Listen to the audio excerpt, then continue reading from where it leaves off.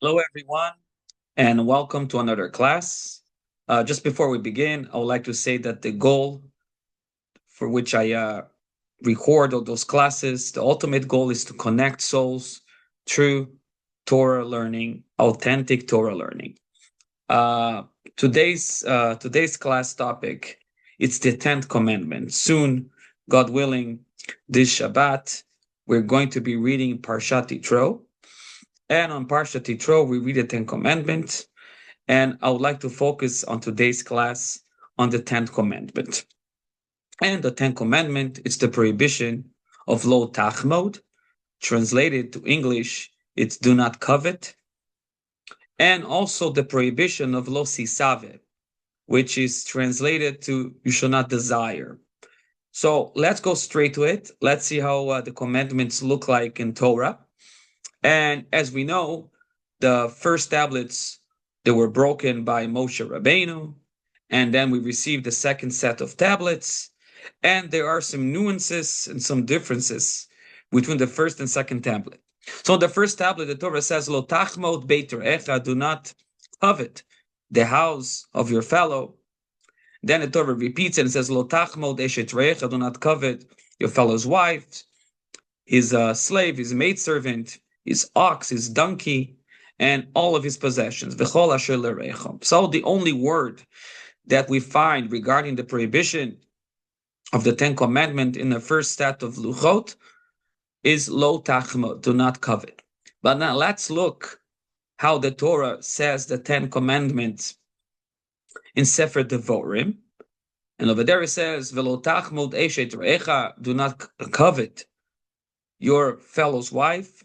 Then it says, Velo titave beit re'echa, do not desire your fellow's house, his field, his servant, maidservant, his ox, its donkey, and v'chol asher l'recha ends in a similar fashion, and all the belongings of your fellow.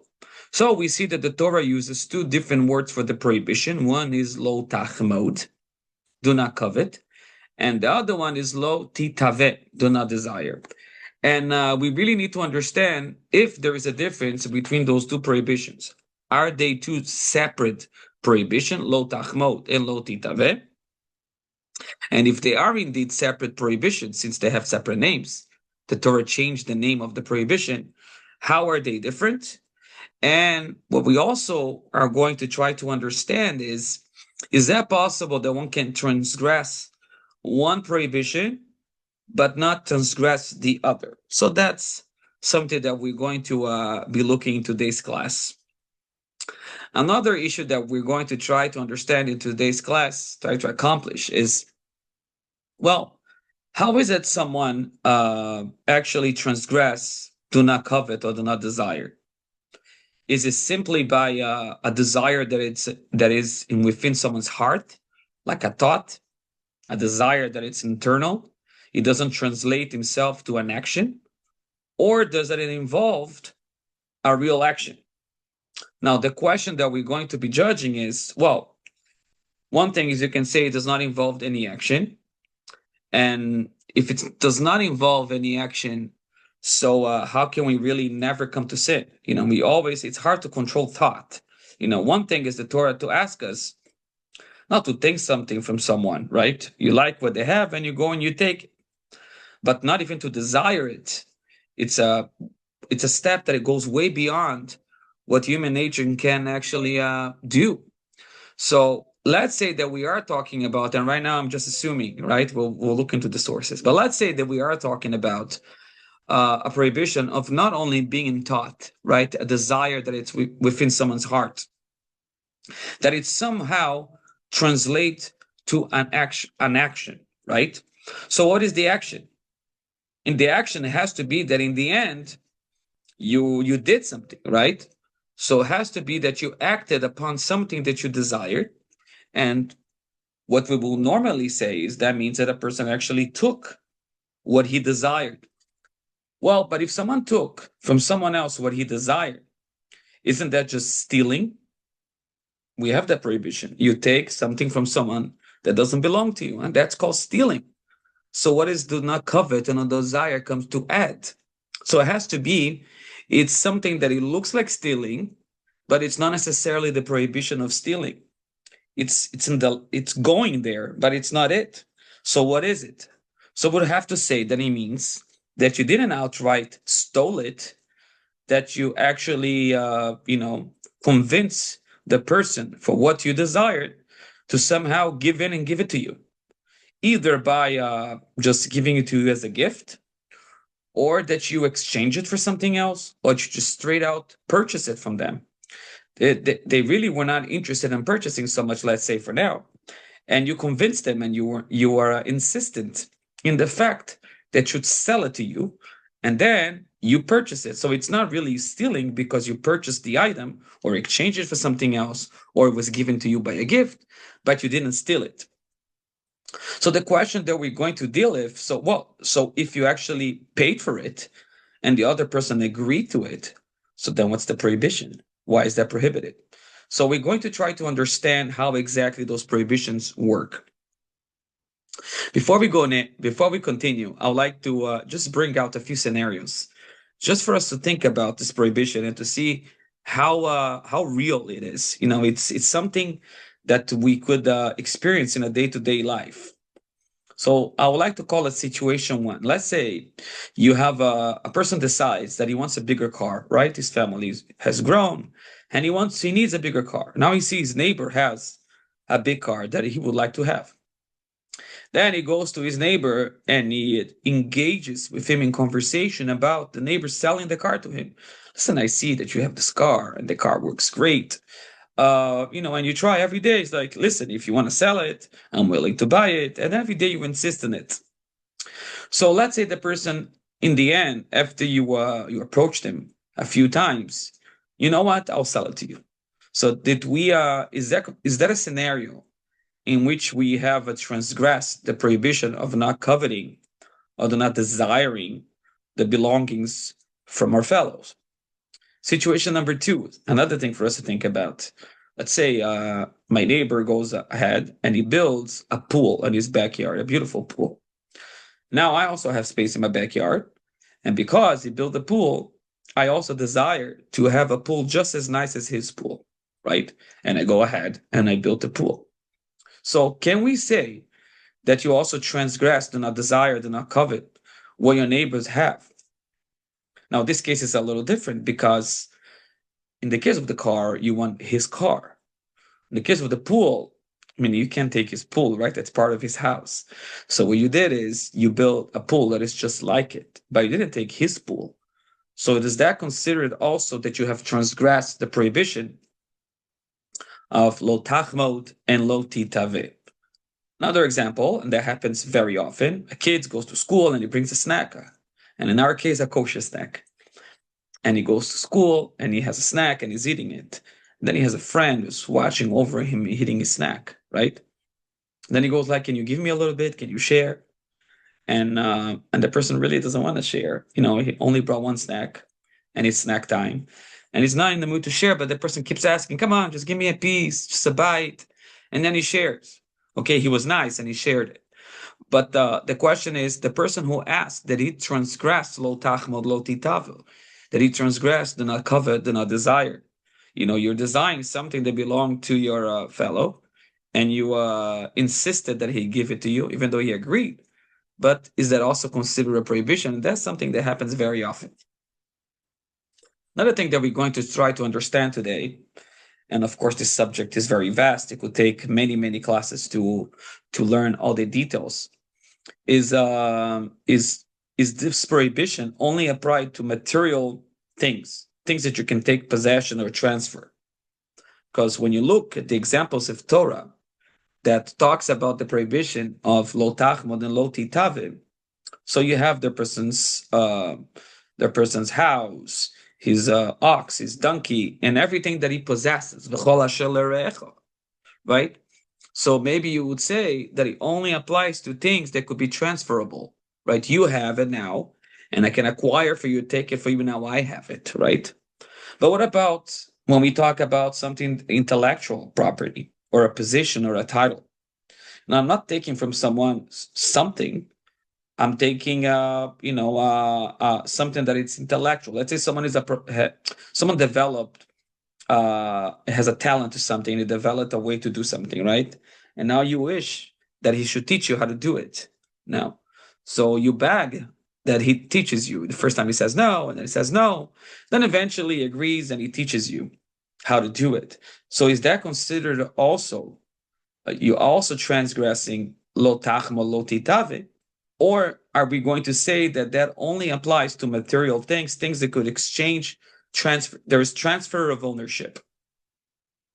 And also, we're going to try to understand from a moral standpoint, how can the Torah, the Holy Torah, command us not to desire? One thing is the Torah tells us, for example, not to eat certain things, right? We can only eat kosher, and there are prohibitions in Torah as to what we can or cannot consume. Now, where the Torah is prohibiting it is from actually eating it, but the Torah is not prohibiting us from desiring to eat it, right? The prohibition is only about actually eating it. So the same thing, the Torah could have prohibited us from taking something from someone, right? Actually going and prohibiting it. But to even want to do it, like you're not even going to do it, you desire it, you can't control it, it's uncontrollable.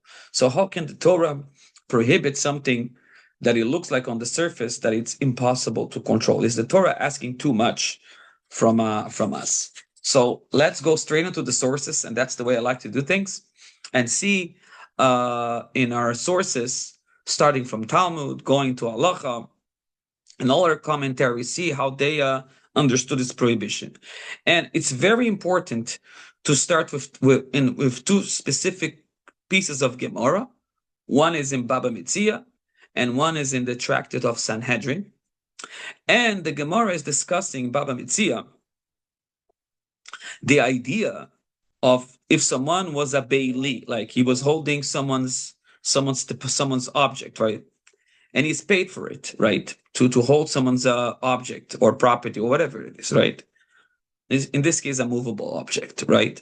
And then when it comes time to give it back, and he's responsible to pay back for it. Like if he loses it because he's a Beili, he's responsible for the loss or theft of the item. So now the Beilor comes to the Beili, right? And he says, give me my item back. And he says, listen, I lost it. It was stolen, whatever he says. He doesn't have it. So the adopted custom, says Rav Huna, the mashbiim also shvua she'eno birshu. So in the name of Rav Huna, the Gemara says in Baba Metzia that we make him swear that not only he has to pay for it, right? But we make him swear that he does not have it. So what does that mean? That means that we are, in a way, we're thinking that perhaps he liked the item that he was guarding, right? And he's interested in that item. He came to like it. And now he's willing to pay back the value, but just hold the item. So we make him swear that it's not in his possession. That's how Rashi explains it, that we make him, that's the reason that we make him swear. Now, why? Shema Einov no sambo. Maybe he liked the item, he came to like it, and he wanted it, right? So the Gemara asks, hold on a second. You are thinking here that this person is lying, right? The item he was not lost. He was not stolen, he has it. But he happened to like the item, and now he rather pays for it and stay with the item. So what good is it that we're going to make him swear if we don't trust him from the beginning, right? When he says that he lost or the item was stolen. So now we're going to believe when he swears. He's going to swear it, and now he swore that it's not in his possession, right? So that's what the Gemara asks. Neima migu de chashid amamona chashid ashvuasa. If we are worried about that perhaps he wants to keep the item, right? So we should also worry that it's going to testify falsely, right? He's not going to say the truth. So the Gemara says, no. Hatam nami more ve'amar dami kayavina. The person doesn't see himself. He's not looked upon like as someone who actually stole it. Since he paid for it, right?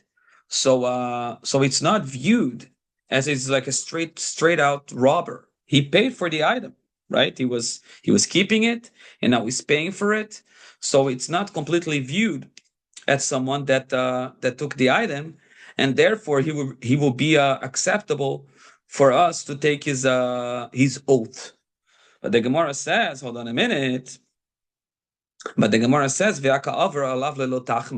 okay, so maybe we can consider him a full-fledged someone who stole, because in the end he paid for it, right?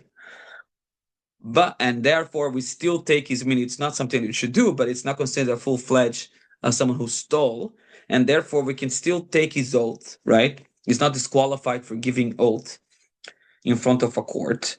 But the Gemara asks, hold on a minute. But he did transgress something from the Torah. And what is the transgression? He happened to like that item. He desired the item of someone else's. And now he desired it so much that he's willing to pay for it. And perhaps that is the prohibition when the Torah says do not covet. That means even paying for the item. And this is exactly the case here. And he transgressed a full-fledged Torah prohibition. And someone who transgress a full-fledged Torah prohibition should be forbidden for us to accept his oath. His oath means nothing. But over here we see that it's not true, and we're accepting his oath. So how can it be? So the Gemara answers, and that's the important part. The Gemara answers, Lo tachmod leinchi below dami mashmalu. People thought, and was acceptable, people think that do not covet doesn't mean paying for it. Do not covet, you're only transgressing that do not covet someone else's property if by somehow the person gave it to you. We didn't pay for it. But if you pay for it, no one thinks that you transgress anything. Because if you convinced enough of the person to sell it, right, then he agreed to give it to you. He took your money, and it should be okay. So it's only when a person does not pay money that you are transgressing lo sachamod, do not covet. So in this case over here, this Baylor, he paid for it, and therefore we would say that he did not transgress, do not covet. So what we get from this Gemara is there is an understanding in the Gemara in Bava Metzia that we only transgress lo tachma, do not covet, if you took it without paying for it, right? Meaning you insisted so much that the person gave in and gave it to you, right? But if you paid for it, then it's a different situation. Then it's not considered that you covered, because in the end, the person gave it to you willfully, and it's not considered you didn't transgress lo sachmod. We're gonna talk about lo sisavid, but you still desired it. So that's when we're gonna go into the difference between lo tachmod and lo sisavid. But now we're talking specifically about lo sachmod. So we see the lo sachmod, do not covet, specifically that prohibition, which is the Gemara is talking about. And we see the Gemara did not combine both elements, did not combine lo sachmod with lo titave, do not desire, meaning they're separate prohibitions, straightforward from the Gemara, because otherwise the Gemara says lo sisave also, right? And somehow lo sachmod is connected only if you didn't pay money, according to this understanding of the Gemara, right? But once the person paid money, it's not considered lo sachmod. Okay, it could be a different prohibition. There's something called chamsonim, a person who takes objects from someone else but pays for it, right? It's sort of robbery, but it's definitely do not covet. So we're going to talk about the Gemara in Sanhedrin. That's what I wanted to get. And the Gemara in Sanhedrin discusses two types of situations in which we can also not take the oath of these people. They're not considerable, trustworthy, or reliable. So the Gemara is talking about the Gazlani, people who steal, robbers. And the Gemara says also the Chamsonim. Both of those, they're not fit to give oath. We can rely on their oath. Means nothing. They're not credible enough. So the Gemara goes on and says, well, of course, the robber, we can't take it. What's the novelty here? And the Gemara explains what it explains. But then the Gemara goes about, what about the person who takes someone else's property and give money, right? He takes it and he throws the money, right? But the person didn't agree to sell.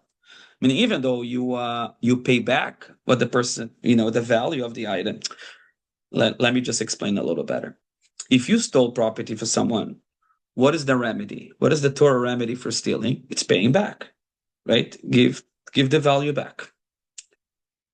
So over here, the person, he rationalizes that he's not stealing because he's already paying back, right? And even if he was stealing, but he already remedied it, right? So the Gemara is saying that this type of people are also not acceptable, and then it's by rabbinical law to give oath, even though they're not full-fledged robbers because they pay for it. But by rabbinical enactment, they are forbidden to give to give to testify. We don't accept their oath. But the Gemara says, why are they not acceptable? So the Gemara says because our sages realized that people were, if it happened once in a while and a person did it, so it didn't become an accepted custom, right? But once it became something that people were doing all the time, our sages saw that people were actually involved in this very much, so it became like they were stealing. They're actually stealing and thinking it's okay. So we assess upon them that if you do this type of action, you lose credibility, at least in regarding to oaths. So Tosfos says, hold on a second. That's why they're disqualified, because it looks like stealing, right? They should be disqualified because they are transgressing lo sachmo. They're interested in someone's object. They're not really interested. They want what the other person has. They're willing to pay for it, and that should be the prohibition of coveting, right? So the Gemara. So that's the question from Tosfot, and Tosfot answer based on the Gemara about Mitzia that it's not considered lo tachmod when you pay for it. And that's why they were disqualified for other reasons, not from lotach, not for having coveting, but for stealing and paying for it right away. It's called chamsonim, right? It's a type of robbery because the person, no one consented to sell in the first place. But the Gemara is not saying that they are invalidated on giving oath because they transgress lo tachamot. So from here we can see that there is a notion, according at least to understanding Gemara Bamitzia, and according to the first response of Tosfot in Sanhedrin. Tosfot were early commentaries to Talmud, were the French rabbis mostly who commented on, who asked and commented on Talmud. So the first answer is they can see clearly that a person has not transgressed lo tachmod if they paid for it. It's only if you didn't pay for it. Okay. But now Tosfot goes and gives a second answer. No. Because they gave this answer based on the first Gemara that we just learned in Baba Mitzia. But now the Gemara says you're reading incorrectly the answer in Baba Mitzia. That's what people used to say. That's what people used to think. That's the language in Baba Mitzia, right? But that's not what's true. People used to think that you only transgress, do not covet, if you didn't pay for it. But if you pay for it, you didn't transgress because after all, you paid for it. So Tosfos says, no, but that's what people used to say, but that's incorrect. And actually, even if you paid for it, you still consider you're still liable from not coveting. It doesn't change anything. If you force someone and you insisted that he sell and he sells it, even if you pay for it, and even if you pay more than the value of it, if you're going to see, it's still considered that you still transgressed the prohibition of not coveting the belongings of your fellow. And then they give a different answer why the Gemara here had to say that they were discredited based on being chamsonim, like sort of stealers, and not coveting, even though it fits the do not coveting description here. But that's an issue for a different class. So we see from this Gemara clearly something that is very interesting. We have two approaches, at least to the prohibition of do not covet. One is that it only applies if you didn't pay for you desire the item, but you didn't pay for it, right? Somehow the other person gave it to you. And the second approach is that it applies even if you pay for it. So let's see how the Maimonides and Shulchan Aruch, our code of law, legislated for halacha between those two possible interpretations. And again, I like to explain that we're talking about the prohibition of do not covet, because the desire, it's in the doesn't matter if you pay for it or not. It goes on the intention of wanting what belongs to someone else. So let's see what the Gemara says. So what the Rambam said, Maimonides, and Rambam says that every person who covets another person's possession, it goes into the list, which says in the Torah. And then he says, "Okol davar," or anything, she'ef shalosh sheikneu mimenu, that it's possible that he can buy from him. And this language is very important because it looks like it's excluding intellectual properties, like ideas, a talent, right? Because it looks like it belongs more to something that can be transferred. Sheikneu mimenu, and then ve'bidalav bereim, you create a social pressure on him to sell it. You brought your friends and you insisted. Ve'iftzirbo, and then he insisted until he got it from the person. So even if we got it without paying, because right now we're not talking about that he gave him money, he just insisted and in a way made his mind force him to do it. Then he goes, even if you pay them way above what the item it's worth, then he says, over below tasi, he has transgressed the prohibition of do not covet. So we see, according to the Rambam, that we apply the prohibition of do not coveting even when you pay for the item. So, of course, it's when you're not paying for the item, but even when you pay for the item, it also applies, like the second explanation of Tosfot. That's what people used to say, used to think, but it's not true. And then the Rambam goes and says, but the person does not get lashes on this prohibition, right? Because he doesn't have an action. What do you mean? You pay for it, you exchange something, it has an action. The action of there's no action on the coveting part. That's the part in which you make the other person, you beg, you insist, or whatever you do, whatever mechanism to use, that himself doesn't have an action. Yes, the transaction had an action, but the transaction is not necessarily prohibited. The person in the end, he's sold. He's not asking for it back after he sold it. But what's happening here is that Einbo Maise is on the intent that the person doesn't know necessarily that you want his specific item. And then the Rambam goes and says that it's important. And he says, Vein over belavze, a person does not transgress it until he actually takes the item, right? So the transgression only happens if you indeed took it. But if you didn't take it, then you didn't transgress it. And he brings a proof from it. From Sefer Devarim, he says, Ki'inyan shen emar. Over there's a prohibition not to desire the gold and silver of the idolatry items that we took when we entered the land.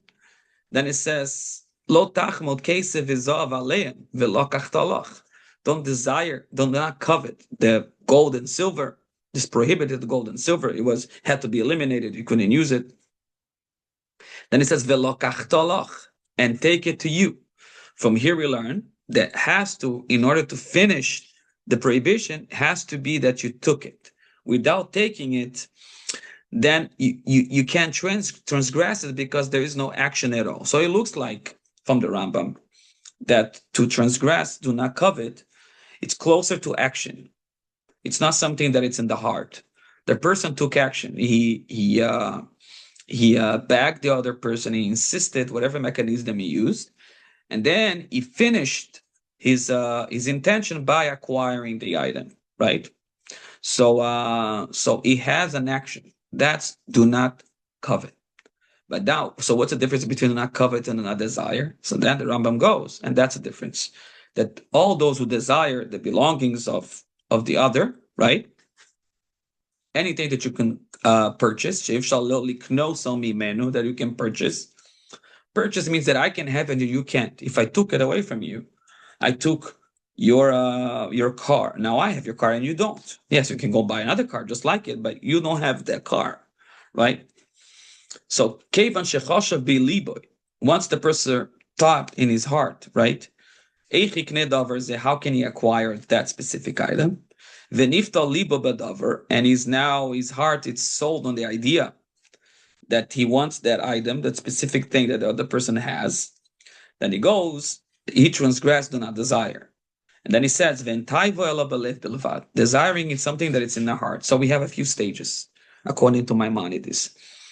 The first stage is a person desires, right? And that doesn't have action yet, but the person is contemplated a little bit. How can he do it? But he hasn't done anything about it. He stays in thought, right? The next step, it's coveting. Coveting is actually acting on your plan on how to make the person concede to sell it to you. Then you finish it by making a transaction, the person selling it. And you know what happens once you desire and after you covet and you can't get it, then you go to steal it. That's what happens. Then if the person doesn't give it to you by after you convince him or ask him or begged him, so then you're going to steal it. That's what the Rambam says, that we know that the one who desires, he transgressed one prohibition. That's the Rambam in Nichos Gzela ve'Aveda. He says, Halamadeta, from here we learn, Shamita ve'over belavechad. The one who desires transgress one prohibition. Ve'akone dover sheitave be'efter sheiftze be'bailim. And the one who purchases, according to the Rambam, you have to finish it with an action. After he insisted on the purchase, or bebakosha, because he asked so much, over b'shnei lavim. Now he has transgressed two things. He desired it, and now he coveted it. And then, if it wasn't successful in any of those things, right? Vim gozal. Now, if he stole it, he transgressed three things, right? So we see from the Rambam that it's possible. It's possible for the person to transgress only one of the prohibitions, for example, to desire, but it stayed only in thought, the machshava, in thought or in the heart, didn't become any action. So that's one transgression.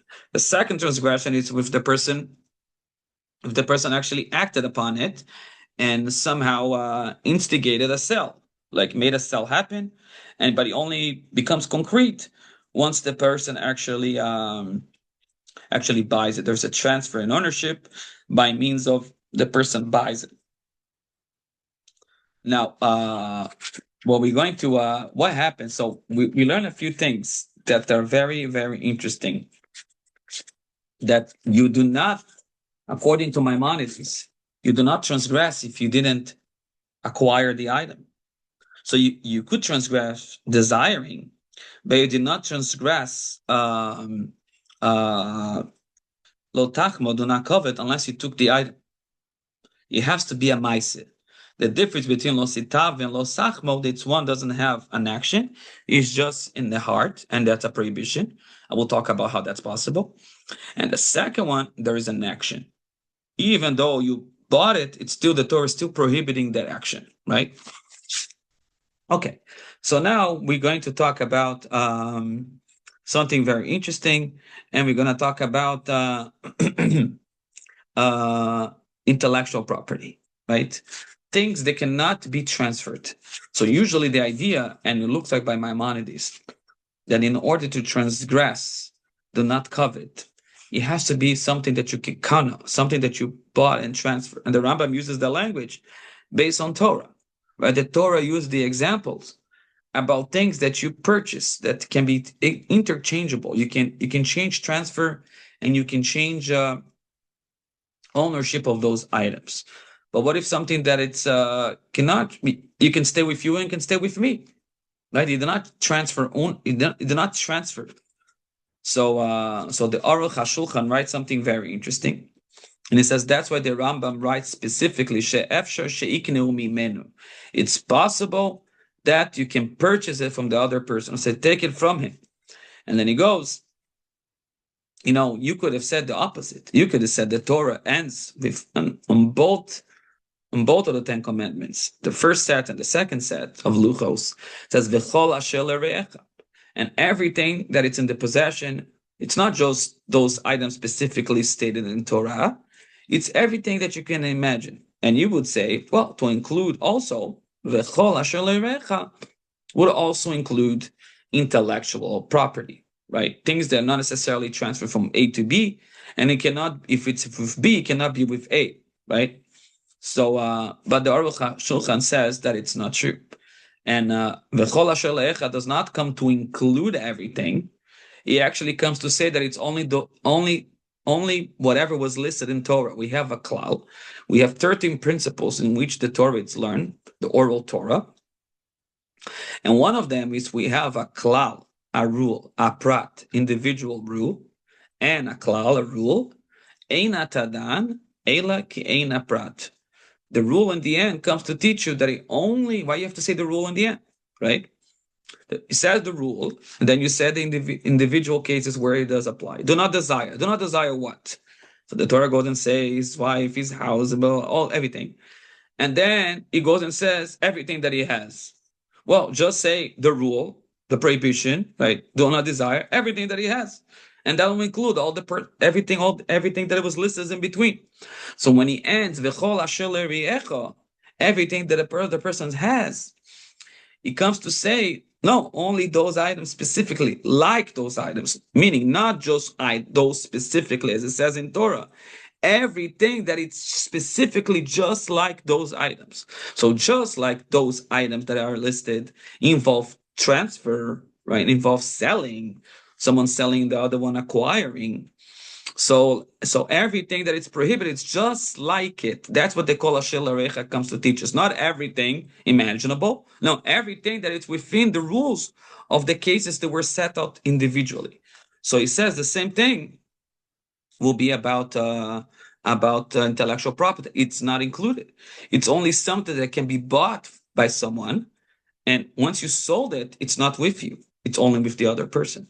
So he gives an example, and I like to read it. It says, Reuven lamad eze chochma ve'izo melech. Reuven learned a certain skill, right? And then Shimon chamad bilibo chochma zo o melacha zo. Now Shimon, his friend, he desired also to have that skill, to learn it. And then he asked his friend Reuben many times to teach him. And I would say, I would say that it also included in the prohibition do not desire, right? It says, now, klal uprat to klal come to teach us. That's what the Torah comes to teach. It's only something that can be acquired, transferred. And the basic explanation of something that can be transferred is that when it's with you, it's not with me. To distinguish something that is intellectual. They're not in the rules of transferring. Because once I teach it, I have it and you also have it, right? I'm not lacking. So I'm not talking about desiring someone else's position, because that's more tangible, right? Like you want someone's position as a manager. You want his position, so it can be only one manager, right? So you want him to not be a manager, you to be a manager. Okay, great. I'm talking about intellectual things that are intellectual, like a skill, a talent, and ideas, things like that.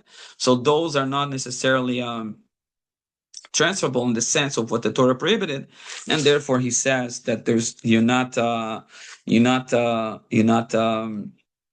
do not transgress lo tachmod. But he's talking about lo tachmod. Lo tachmod specifically, it's about things that have to have a lekicha. They have to have a kinyan. But on lo sisave, right?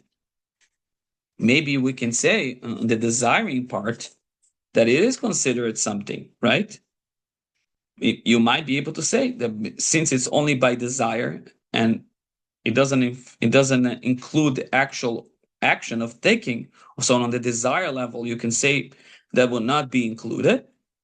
But looks like the Rambam doesn't agree with what I'm saying, because the Rambam says that the prohibition of the not desire, that you have to desire something that could be purchased from the other person. Also, the pasuk says the same idea. The pasuk says the Torah says, "Do not desire," the rule, the individual cases, and it goes back to the rule. So just like the individual cases are talking about things that had transfer, so even by desiring, it will be the same idea, and it will be the same exact concept. I would like to now continue and talk about what about the possibility where well, let's say someone buys, I don't know, an iPhone, a new iPhone, right? And you see it and you like it, it looks great. And then now you also want an iPhone and you go ahead to the store and you buy just, they sell many of them. And if you have the money, gesundheit, hey, and you got an iPhone. So did you transgress? You desire the iPhone. So we have to understand that the prohibition, it's only, the Torah is very clear when it says, it's talking about his house, his wife, his ox, his donkey. It's not desiring a donkey. It's his donkey, Shoro, Avdo, Beso, Ishto. So if you just like what they have and you want to have the same, so you're not really transgressing the prohibition of not desiring and not coveting. Definitely not coveting. Coveting means you go to the person and you insist to buy their item. And even not, you're not transgressing desiring, because you're not desiring his item, you're desiring the item. So that's not a prohibition. And that's straightforward. The commentaries talk about it. But Perush, Rabbeinu Avram ben Rambam, the son of the Rambam, the Maimonides, Katav Behedyo, he wrote specifically and explicitly, the prohibitions are on something that our other person has and you don't. But lo al mashe dome lo to chefetz, but not something that it's similar or like it. That you're not transgressing the prohibition of the Torah. What we have to also understand is that, well, the Rambam uses the language that it's prohibited to the low tachmod. It ends by the kinyan, by the transfer, like you bought it, you took it, right? Until you take it, you didn't transgress it. You transgress not desiring, but not chemdo includes taking, according to the Rambam. But the Rambam says, and you insisted. So what's considered insisting? If I ask someone one time, hey, I like your jacket, would you contemplate selling it? You sell it one time. What's considered insisting?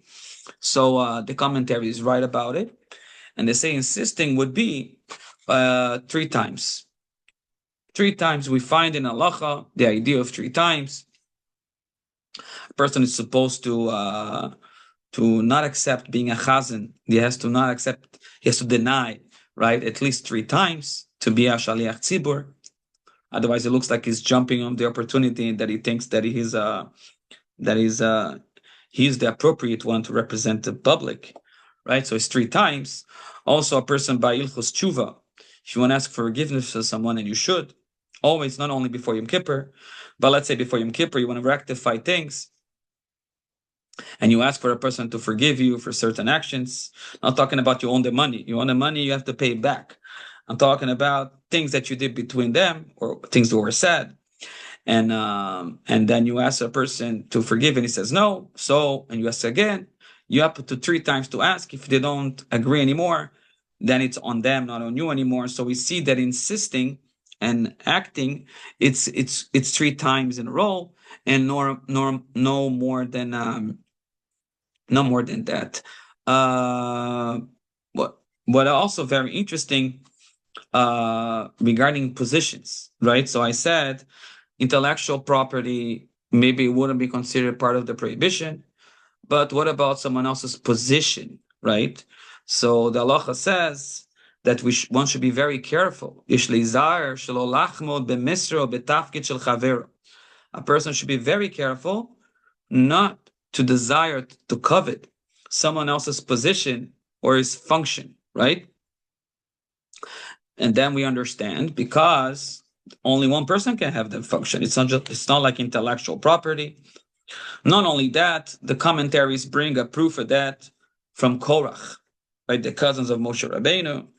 Then the Gemara says, "Shenotov einov v'masheinu royalo."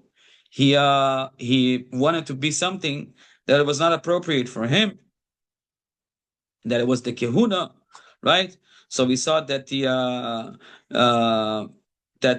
it's connected to the idea he desired something that a function of Moshe Rabbeinu that was prohibited, and he got punished for it very severely. So we see that we should not desire someone else's function. Another thing that I would like to end. Of course, this subject could be we can talk about it. Quantifying it. Does it matter? Does it have a minimum value? So the halacha brings even something that it doesn't have a lot of value, and even if it was less than a pruta, like it's the least amount of what's considered a currency in each place. So even that, a person should be careful. It can still be liable, can still transgress the prohibition. So in the case of the snack that I was taking about, it makes a difference. Because you could have said, listen, it doesn't have so much work. The kid brings a snack to school, and now you want his snack. And then you ask him for the snack, and you begged him a few times, right? And now you coveting his stuff, right? You desiring what he has, and the person eventually gives and he gives you, right? Because you insisted. So we would say, hold on, but that doesn't have real value. So, but according to what we're saying here, even if it doesn't have real value, it's still be prohibited, because even if it's not shave pruta, even if it's not has the minimum of the value of the currency on that location, the person is still transgressing. I just want to end with a quick note and talk about the idea of how can the Torah really prohibit us from desire, right? How can the Torah prohibit something for us something that it's in our heart? It's impossible to control, right? Actions we understand, what's in our thoughts and our desires, it's hard to understand. So there's a few approaches. One is the approach of the Ibn Ezra, famous commentator to Torah.